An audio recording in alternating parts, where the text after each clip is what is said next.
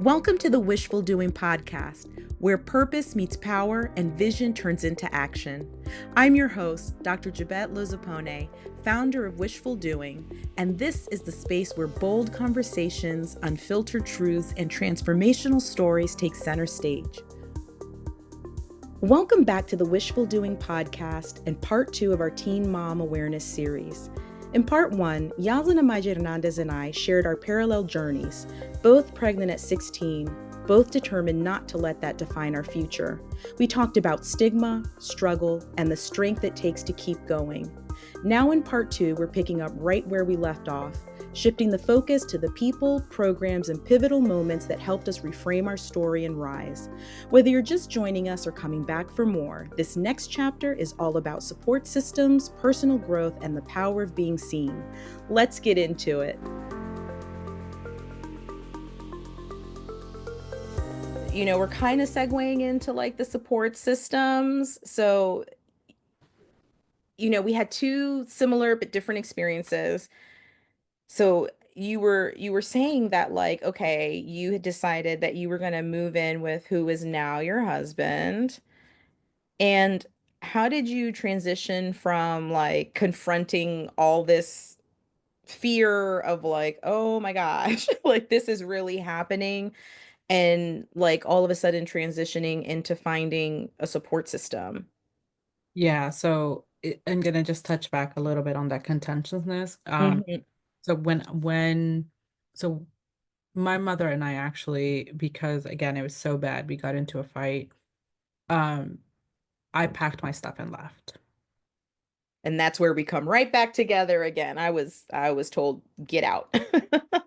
And so I packed my stuff, and my husband and I, we had already agreed, like, okay, this is when, I'm gonna give you about a couple days to pack your stuff so you can, transition and really say your goodbyes the way that you want to say them to your siblings, because I know that they're more like your children than they are your siblings, especially my sister. Like my sister and I, uh, the relationship that we have, I mean, I was 5 years old. I'm 5 years older than her. And so she and I just have a really close relationship. I raised her. I raised my brother. My brother was about six, because my mom had three jobs, and so I was the one with them all the time.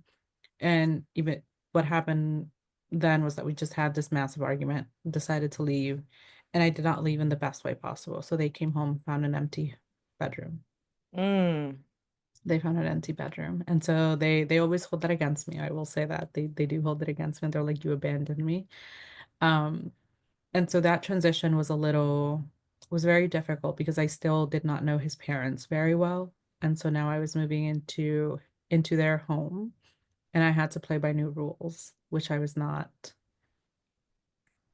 used to. You know, there was yeah. I had to now, um there was a new comfort level that I needed to get to. And I felt like, an outcast. I felt like I don't know a single person here. I don't know who they are. I don't know a single thing about them. What if they don't like me? What if his mother doesn't like me? Hmm. Then we end up in that weird, awful, like mother-in-law and daughter-in-law, situation, and where they hate each other. And I was Right. like, and I'm gonna have to live here for who knows how long. And like, again, going back to like, I'm 16, like I'm still in high school. How am I gonna get through and get this child out? Like, how am I ever gonna buy a house on my own? Hmm. Um, and so it was a difficult transition, um, because I didn't know really how much I could rely and how much support there really was when I first. Right. And you just said, that you were in high school. So see, that's something else that like I'm not even considering and thinking about, because at 16, when I got pregnant, it was after I had completed my first semester away at college because I had graduated early. I don't know what I would have done if I were in high school. I do recall though, even in middle school, there was a young girl that had gotten pregnant. She was a seventh grader and she had gotten pregnant. And I remember all the comments that were made by the kids as well as adults. Yep. I just knew that that was like, excommunicado. You know what I mean? Like it was something that you just didn't want to talk about. You didn't want to come anywhere near it. So you're in high school and you are now leaving home. And I'm sure that's coming. I'm guessing that there's like stigma because you're in high school that you're having to navigate. Yes, there was a lot. I mean, people acted it as if it was like some disease that they, Yep. Yep, that's how it was for me too. It was like you are at the time, it was like I couldn't even be around certain family members because, it was like I was contagious. yeah, And yeah, then it was going to be a way of saying, yeah, this is okay. So this is what you should be doing. Like all of a sudden I was going to be the role model of teen pregnancy or something, you know? yeah. I mean, my entire family, like I have a lot of uncles and aunts. There's about 8 of them, and I think there's like 6 of them here in the US, and I'm the oldest. Hmm. I'm So you're setting the example, and Yes. this is the example you're setting. It's like I'm the oldest daughter, I'm the first grandchild, I'm the first niece, I'm the first of everything. Like I'm the first everything. And immediately, like my family, like my aunts and uncles, they were like, they disowned me. Mm-hmm. They completely disowned me. Mind you, I was the one that was providing translation services to them. Like I did everything for them, because I knew that they needed me. And it was like the moment that I became pregnant, it was like, nope, we will not, like we will figure it out. Like Hmm. they chose to figure stuff out instead of asking me for help because they did not want to be associated. And I know that uh, it came back to me that somebody said that I had tarnished our name, Yep. and I had put us to shame. And so there was the stigma and shame within my family. So if there was already stigma and shame with my family, like you can only imagine. Oh, yeah. It's And like there's a playbook on how people treat you if you are a teen parent, but yeah, especially if you're a teen mom. Like yeah, I feel like those are just pages right out of the playbook. You are tarnishing the name, you're a bad example, you're not going to do anything with your life. yeah. Um Your I could life is go over. on and on. I Yeah. could go on and on. Yeah. And so when I was in high school, then what happened was that at that time I was the only, I mean, there was a pregnant group. There was a pregnant girl group. In Because your high school? yes, Wow. there were many teen moms, but Wow. Okay. to my luck, that during it was my senior year. And so during that year, there was only one other girl who was pregnant, but she Uh-huh. gave birth very early on in the year. I think it was about November, that she gave birth. And I was not set to give birth until May. So I mean, I was going to be pregnant my The full, whole school year. like the whole school year. And the thing is that, gossip, like, Hmm. Hmm. um, Hmm. the moment that I told my counselor that I was pregnant, I was immediately referred to the pregnant group and they met every Thursday. So when they saw me come in that Thursday, like even though I was not showing, Oh, yep. not like I was Scarlet letter. out. I mean, it like the news spread like wildfire. They're like, oh no, she was there. I saw her. She's going now. She's going to be there every Thursday. Yeah. And so all eyes were immediately like on me. And, after she gave birth, I was the only one that was pregnant. So I have to stop you here because there's a part of me that, I'm blown away that sort of wow that you're hearing is really more about that's like not something I had. So it's almost like this sense of like not feeling alone and like maybe there's a support group in place. I'm just like really impressed actually by that. And at the same time, the flip side of it is what you're kind of talking about is like, so I walk in, I'm not even showing, and now all of a sudden it just sort of sets the ball in motion for the entire school knows my business. I could have maybe kept this to myself for a little bit longer, but Yeah. now I'm gonna have to confront it head on.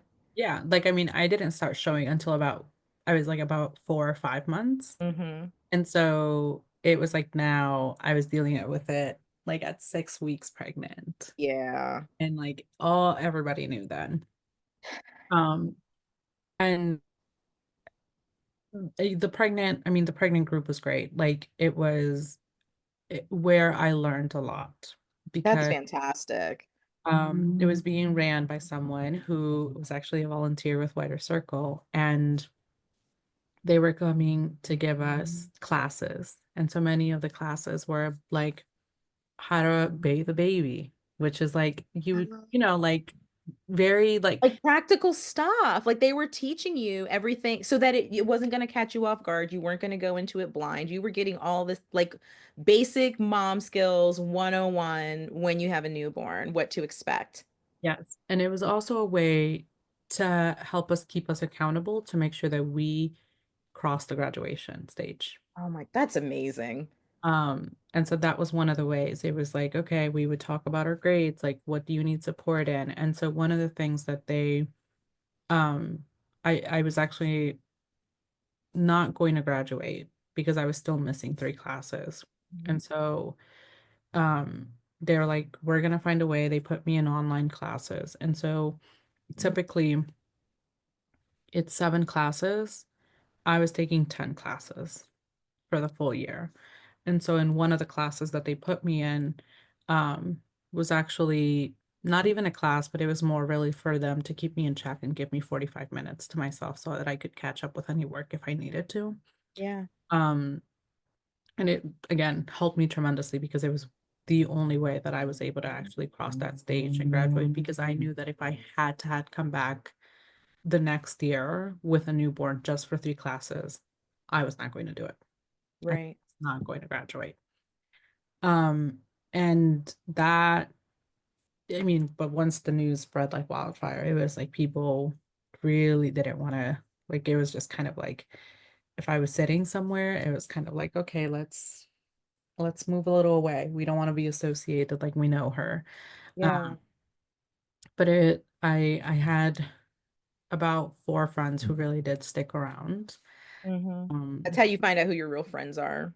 yes. And And I will also add the fact that their parents weren't encouraging them to stay away from you. Again, going back to she's a bad influence. We don't want you hanging around her because going back to that example I gave earlier with the girl in middle school who was in seventh grade, I mean, I certainly recall comments like that, like, you yeah, stay away from her. So it's really great. That says a lot about your friends, but also the friends' parents yeah, who were, not filling their heads with, this sort of idea of somehow now they're going to be contaminated, you know, yeah. by And you. like one of them could drive, and so every time for lunch, I was like, "Well, what are you feeling today? Like, we'll go to lunch where you want to go to lunch." Oh, that's really And lovely. so that was I think one of the ways that I was actually able to get through high school, which like by the way, like this year is 10 years since I've graduated high school.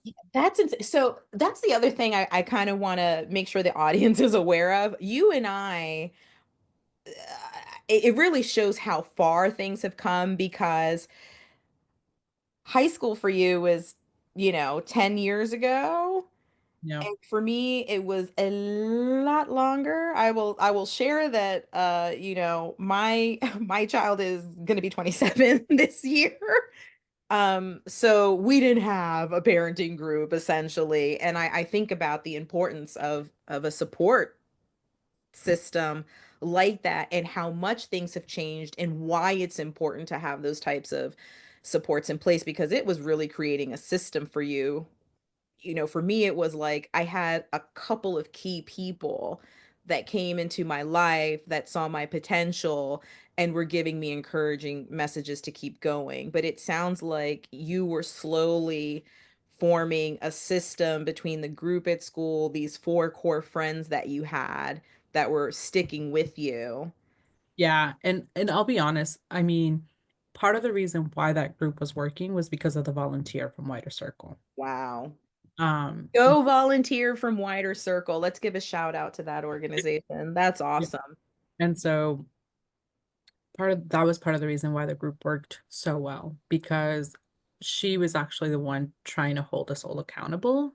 Mm. Um, and I don't think that, I mean, the school obviously had the intentions, right, by putting together the group and this group was there. But really, she was the one holding it all together and was really the glue to making sure that the group was working in the way that it should have. Right. It's interesting. I feel like you could probably name the key people that made a difference, kind of like this individual you're talking about. For me, I always name the same people when I share my story of what it really took and the people that impacted my trajectory because it really was the dean. I went to Hood College. I got all three of my degrees, my undergraduate, my master's, and my doctorate at Hood College in Frederick, Maryland. And Dean Olivia White has since retired, but it was Dean Olivia White, and she was there at that institution when I started at 16, and she was there when I finished my doctorate. Um, she was the one that she saw the potential in me. And she was like, "You will not be a victim of your circumstances. You have dreams, you have goals, and you are to achieve them."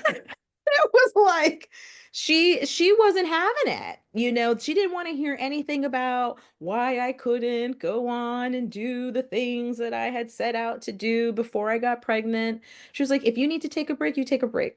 But you are coming back and you're going to continue taking classes and then you're going to come back to Hood." And obviously at that time, I was living on campus. Again, I was 16, I was living on campus.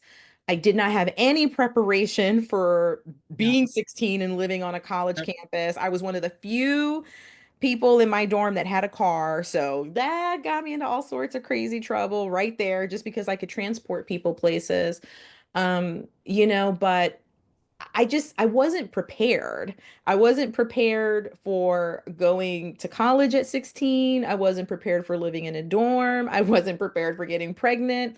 Now there was no family housing. So because I knew there was no family housing, for me immediately I was like, well, how am I supposed to continue in college? Yeah. Like there's no family housing. I have to be with my child. So just that alone felt like, oh, well, college is over. I And will and have a child from this point on. How am I ever supposed to go back to college if I have a kid? yeah, and that goes back again because there's like this perceived notion of what a college kid looks like. Exactly.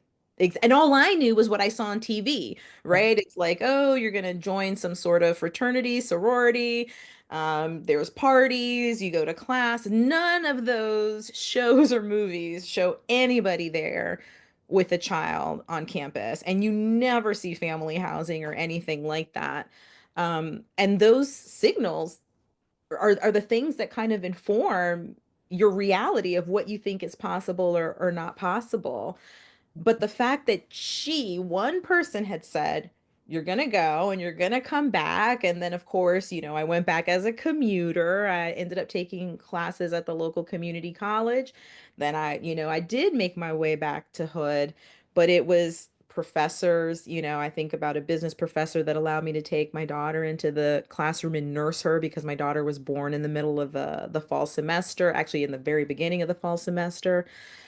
My daughter went to practically the majority of my classes with me all throughout undergraduate and my master's degree, actually. Um, who else? Were there other folks for you besides? I mean, obviously, this was a key person, this volunteer in your high school, but were there other people that came in that supported you, mentors, other organizations that made you feel like, you know what, I can do this? Yeah, so actually, my high school counselor did. Mm-hmm. And she was, I mean, she was finding every way to get me across the finish line. Um, she was just trying to, like, she saw that potential in me, and she was just, when there was an instance in where I there was a teacher who did not give me the credit, like two teachers did not give me credit for classes. Mm. And they were like, nope, we're not going to overturn it. Like it's staying as is.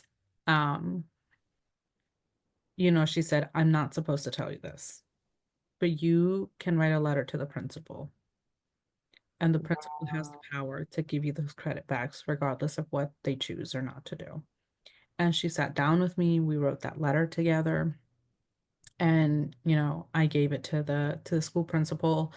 And it was a scary time because the school principal was new. Like he was completely new. And this was his first year. And there he has a student who's pregnant sending him a letter asking him to grant her credit so she could graduate. And so, he has, I'm pretty sure he's like, am I the tough guy? Like, am I going to stick with my staff who I'm going to be supervising Mm-hmm. for the next couple of years, who I need to work with and I need to gain their trust? Or do I help the student who needs to get to that finish line? Yeah. So, I can only imagine what that has to have been, like. And he ultimately granted me my credits, but my counselor was just finding every single way to get me through, every Mhm. single way. And I had obligations, we were very low income, but I had obligations. I had like $50, and like I just could not pay those $50. But without those $50 paid off, I couldn't graduate. Mm. He wiped them for me. Wow. He took care of them for me. And so again, like that was one of the ways that got me through the finish line. But that volunteer from Wider Circle, which I'm just now going to name, her name is Eden Durbin. Is she still there? Do we know? Um, yes.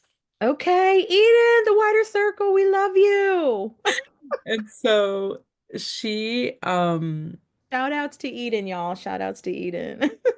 absolutely, shout out to her, because after I graduated, that was it. Like I was done with high school, I was done with the pregnancy program, but she had my phone number and she texted me and she asked me, what are you going to do now? And I said, well, I have to look for a job. I gave birth to my son I was 36 weeks pregnant when I gave birth to him. I had preeclampsia. Mhm. And um, she asked me, what are your plans now? And nobody had asked me that question before, because, Wow. as back to what you were saying, right? As a teen mom, everything's like, oh, well, your life is over. You can't do anything. Yep. Yep. And here's somebody asking you about your goals, your dreams, your future. That brings us to the end of part 2. And if there's one thing we know for sure, it's that none of us get here alone. Whether it's a mentor, a best friend, a partner, or a program that saw our potential, those people and systems made it possible for us to keep going, even when it felt impossible. In our next episode, we'll talk about what it means to build legacy, not just for ourselves, but for the next generation. So if you've been walking with us on this journey, don't miss part 3.